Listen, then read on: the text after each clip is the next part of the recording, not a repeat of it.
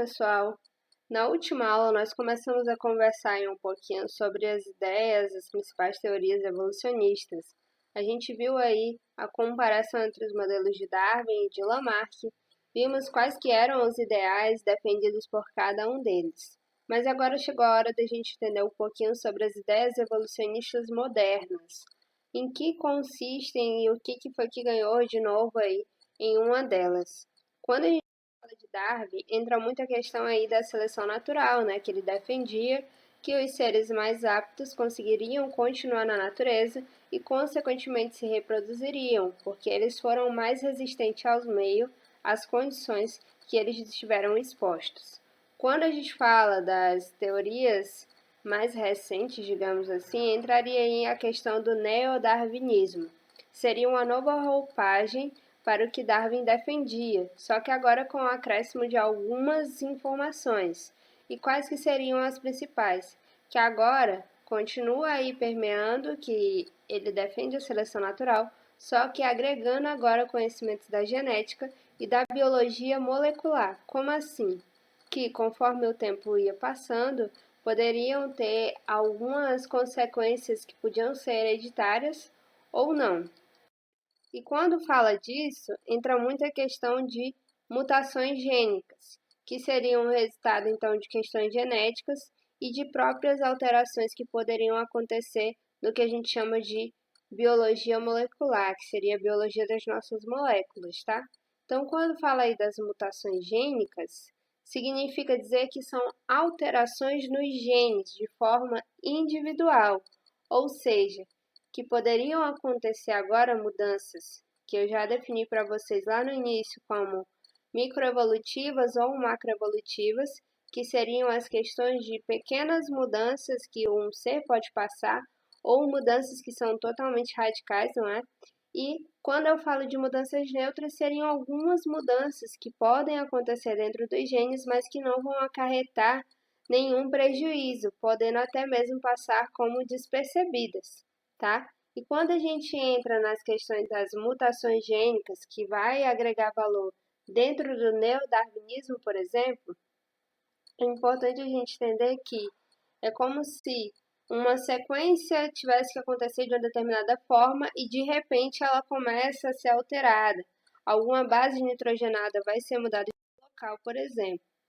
Aqui nessa imagem a gente pode ver a diferença entre o processo de mutação pelo que chama de deleção e pelo que é chamado de duplicação. Mas qual que é a diferença entre esses dois? Então, quando eu falo aí do processo de mutação gênica por deleção, seria o caso, por exemplo, de que uma ou mais base pode ser removida, tá? Alterando, modificando, né, a sequência de leitura da molécula durante o processo de replicação ou transcrição do DNA. Aí, por exemplo, na primeira imagem tinha a sequência de A, B, C, D, E, F, G, H. Já olhando na imagem ao lado, faltaria o D, porque, por alguma razão aleatória, ele teve um dos seus genes removidos. E essa remoção, dependendo, pode ou não causar algum tipo de alteração significativa, alguma alteração bem visível.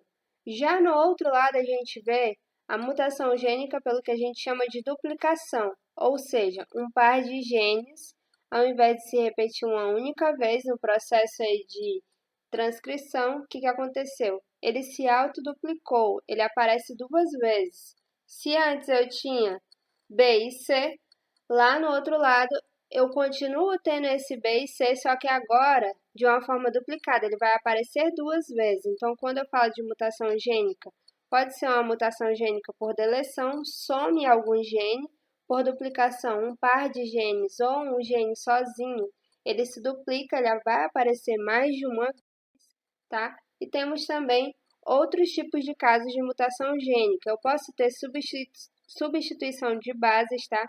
Se elas tinham que acontecer numa sequência, elas vão passar a ser trocadas. Lembrando que quando eu falo das bases nitrogenadas do DNA, eu estou falando da adenina, da guanina, da citosina e da timina.